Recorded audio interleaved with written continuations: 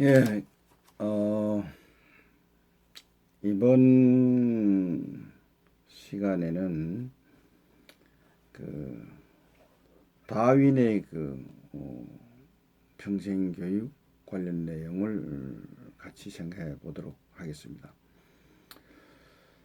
다윈은 그 소위 이제 진화론, 종의 기원, 여러분 아죠? 종의 기원이라는 것은 이제 과학의 세계에 어떤 출발점이라고 볼 수가 있는 그런 그 방향을 제시를 했는데, 다윈은 이제 진화론에서 그걸 역설하고 있죠. 중세에는 소위 신이 모든 것을 창조하고 이렇게 했다고 하는데, 그걸 반박하고 일어난 것이 다윈의 소위 이제 진화론입니다. 다시 말하면 현재까지는 이제 앞에 그 일곱 번째 그 강의한 베이컨의 이론도 결국 이제 과학의 세계로 이제 진입한 그런 건데, 여기서 좀 더 구체적으로 이제 다윈의 진화론을 보면 지금까지는 중세까지를 말하는 거죠. 하나님이 우주와 자연을 창조했다라고 하고 있어. 그때의 사회 전체가. 근데 지금도 교회 가면 그렇게 하죠. 하나님이 모든 것을 창조했다, 이렇게 이제 보는데, 그 당시에는 중세의 모든 다른 철학은 없어요. 하나님 말씀만 있었으니까. 인간과 우주, 자연, 이런 모든 것을 하나님이 창조한 거다. 이렇게 이제 보는데, 여기에 진화론, 다윈이 진화론을 제시하면서 그것이 이제 무너지기 시작한 겁니다. 이게 뭐냐면, 지구는 인간이 나타나기 수백만 년 전에, 이 진화론입니다. 진화론이라는 것은 지구는 인간이 나타나기 수백 년 전에 이미 생성되어 존재하였으며, 동물이 진화하면서 어떤 동물은 사람으로 되고 어떤 동물은 다른 짐승으로 되었다, 이렇게 이제 보는 겁니다. 즉 지구는 이미 인간이 우리가 우리 자연 시간 또 학교에서 다 배운 거죠. 학교에서 하나님을 배우는 게 아니죠. 과학을 배우니까. 지구는 인간 이전에 이미 만들어진 것이. 누가 만들었는지 몰라요. 만들어져서 그 속에 미세 뭔가 세포가 있어서 생명체를 가진 거죠. 그래서 이게 진화해서 사람도 되고 모두 됐다. 짐승 중에 우리가 또 특히 원숭이가 진화해서 사람 되고 이런 거 우리 많이 배웠죠.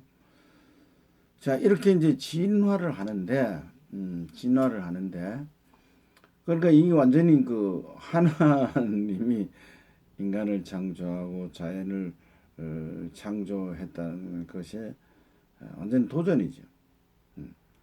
어떻게 보면 그거하고는 완전히 별개의 어떤 세계를 제시하게 되는 겁니다. 그래서 많은 사람들이 신의 세계, 하나님 세계에 있다. 그때 하나님 세계 대단히 어려운 시기였다라고 얘기를 했죠. 그래서 사람들이 거기에 대해서 탈피하기 위해서 엄청나게 몸부림치다가 이런 학자들이 나타나서 진화론을 제시하니까 하나님 안 믿어도 되겠구나 왜 이런 사람들이 나타나기 시작한 거예요. 하여튼 그건 그렇고 하여튼 이 자연이 어떻게 진화하고 있는가 진화론적 측면에서 좀 더 보면 진화는 약육 강식에 의해서 진화한다 이렇게 보고 있습니다. 약육 강식에 의해서 진화한다. 우리 지금 세계도 마찬가지죠. 약육 강식이라는 것은 약한 것은 자연 도태하고 강한 것은 더 강해진다 이런 개념입니다. 모든 이 약육 강식의 개념을 보면 모든 어린 생명이 있는데 그 어린 생명이 다 생존하는 것이 아니다. 모든 생명을 가진 모든 유기체가 다 생존하고 커지는 것이 아니다. 진화하는 것이 아니다는 얘기. 또 그것이 이제 수명이 있다면 수명을 다해서 죽는 것도 아니다. 이렇게 보는 거예요. 즉 약육 강식에 의해서 약한 것은 자연이 도태된다 이게. 수명 전에 도태된다 이게. 수명 전에. 우리는 그걸 흔히 볼 수가 있어요. TV에서 동물의 왕국을 보면 사슴들이 떼를 무리를 지어서 가는데 이 뭐 호랑이라든가 사자가 그 무리를 봤어요. 그 무리 중에 무리를 다 어떻게 할 수는 없으니까 그 동물들이 무리 중에 이제 약한 그 사슴을 딱 타겟으로 보는 거예요. 강한 것은 잘못했다 보면 뒷다리에서 이렇게 착히기도 하면 위험하니까 다 숨었다가 좀 빌빌 하고 있는 그 사슴을 딱 보고 그것만 추적해가지고 잡아먹는 것을 우리가 많이 보잖아요. 바로 그게 약육 강식이에요. 강한 것은 도망도 가고 또 잡아먹기도 하지만 거기서 병들거나 약한 또 이 새끼 이런 것들은 수명을 다하지 못하고 강한 동물한테 그 도태가 죽는다는 얘기. 그게 이제 진화론이라는 거예요. 약육 강식에서 자연 도태가 돼서 강한 것은 사람도 마찬가지죠. 사람 내에서도 오간이 있고 육체적인 팔이 있고 다리가 있는 것인데 많이 쓰는 것은 튼튼해지고 발달하는데 많이 쓰지 않는 것은 도태되고 발달하지 않는 그런 것. 그러니까 이 동물과 동물 사이, 유기체와 유기체 사이도 그런 건 있지만 동식물의 자체적인 그 약육강식 자연도태 현상도 일어난다 이런 얘기죠. 예를 들어서 기린 같은 경우는 이 기린이 순하고 약하잖아요. 그러기 위해서는 시야를 좀 이렇게 확보해야 돼. 또 이렇게 멀리 있는 과일을 따먹을 수 있어야 돼. 그래서 그 살아남기 위해서 목을 자꾸 쓰니까 목이 길어지는 그런 현상. 그게 자체의 그 진화가 되는 거죠. 기린이 과거에는 목이 짧았을 수도 있어. 카멜레온은 외부의 그 위협으로부터 자기를 방어하기 위해서 색깔이 변해. 피부색을 바꾸는 생체 조직을 갖고 있어. 그래서 봐도 숲속에 있으면 숲속에 맞는 색깔을 보여줘. 그러니까 외부에서 그걸 모르고 지나치는 그런 피해가는 것이죠. 이와 같이 이제 다윈은 이런 것들이 다 하나님이 창조한 것이 아니라 생명체를 가진 모든 것은 진화에 의해서 생존한다. 이게 저 19세기 뭐 사실 19세기는 얼마 되지도 않았죠. 한 200~300년 전 얘기니까. 그때 이제 다윈은 이 종의 기원이라서 과학적인 측면에서 유기체, 특히 이 사람의 진화 과정, 사람의 변화 과정을 얘기를 했던 것입니다. 그러니까 자연이 뭡니까? 종교교하고 진화론하고는 갈등이 일어날 수밖에 없겠죠. 그래서 초기에는 이 종교계에 종사하는 사람들이 그렇게 진화하는 것도 하나님의 섭리에 의해서 진화가 된다. 이렇게 본 거죠. 하나님이 뜻에 의해서, 하나님의 의지에서 진화된다. 이렇게 본 건데, 진화론적 입장에서는 아니다. 그것은 과학의 세계로 봐야 된다. 과학이라는 것은 현상을 보고 현상에 대해서 체계적으로 이해하고 분석하는 것이잖아요. 과학의 세계에서 봐야 된다. 이렇게 신의 세계에서 보는 것이 아니라 현상학적인 과학의 세계에서 증명해 낼 수 있고 또 내고 있다. 그래서 과학의 세계에서 봐야 된다. 이렇게 보고 있는 것입니다. 그 결과적으로는 뭡니까? 과학이 이제 발전하기 시작했죠. 지금은 뭐 제4차 산업혁명 시대, AI 시대에 왔는데, 하여튼 과학은 엄청나게 발전됐어. 그래서 그 당시에 결과적으로는 종교적 권위가 상실하게 됐어. 또 종교에 대해서 많은 거부감을 했던 사람들이 과학의 세계에, 종교의 등을 돌리고 과학의 세계에 소위 생각을 하게 되었죠. 그래서 인간으로 하여금 종교로부터 멀리 떨어지게끔 한 것이 어떤 진화론의 영향이라고 볼 수가 있습니다. 그래서 어떤 철학자는 신은 죽었다. 이렇게 얘기를 하고 있죠. 신은 죽었다. 그래서 신만 보고 살 것이 아니다. 이렇게 보는 것입니다. 그래서 인간은 자연의 진화 과정 중에 나타난 하나의 동물 중에 하나다. 종이다. 이렇게 보고 있어요. 그러니까 이 인간은 자연의 어떤 진화 과정 중에 나타난 하나의 동물이다. 이렇게 보고 있는 거예요.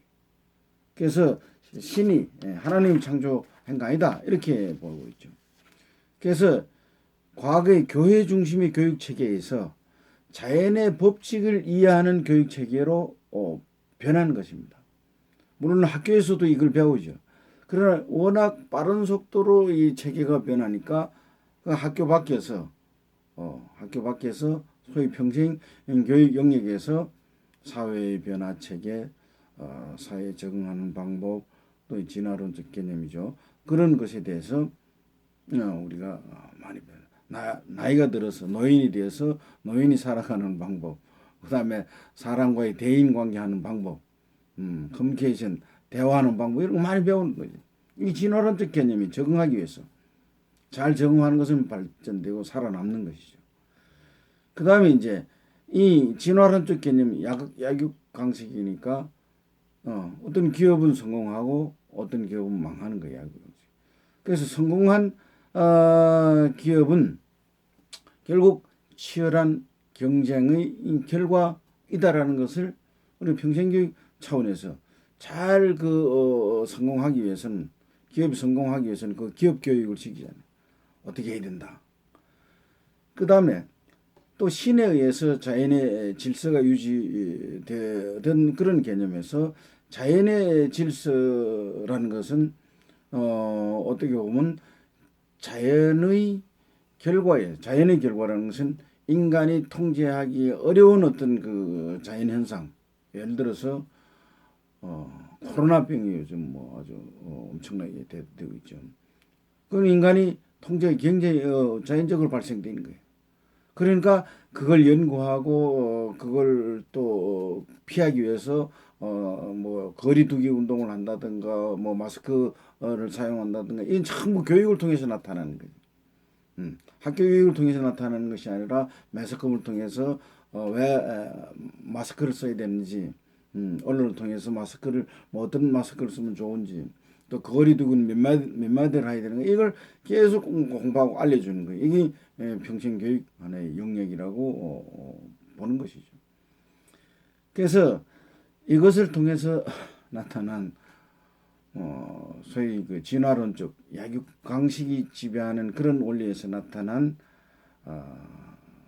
현상이 인종차별, 민족주의, 군국주의 이런 것을 가능하게 만드는 거예요.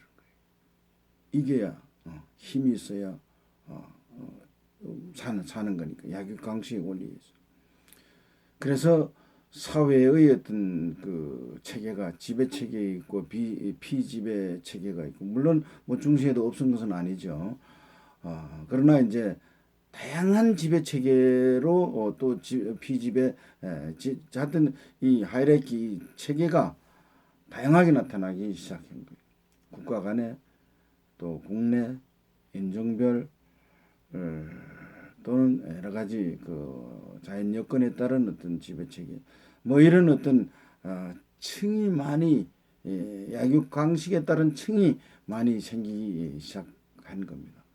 그래서 이것은 진화론적으로 나타난 하나의 결과이다. 앞으로 어떻게 이 진화가 되어서 어떤 사회 현상이 나타날지에 대해서는 대충 그 우리가 그릴 수 있지만 구체화시키기는 굉장히 어렵습니다. 대충 그린다는 것은 인간의 편리성과 인간의 지능은 인간의 사고 방식은 한없이 발전돼 나가기 때문에 또 아이디어를 갖고 있기 때문에 어떻게 변화될 것인가에 대해서는 인간의 편리성을 추구하지만 구체적으로 어떻게 될 것이냐 말하기가 굉장히 어려울 정도로 약육강식의 원리가 우리를 지배하고 있는 것이 현실이다 라는 그 내용을 가지고 진화론적 입장, 소위 다윈의 입장에서 평생교육을 받습니다.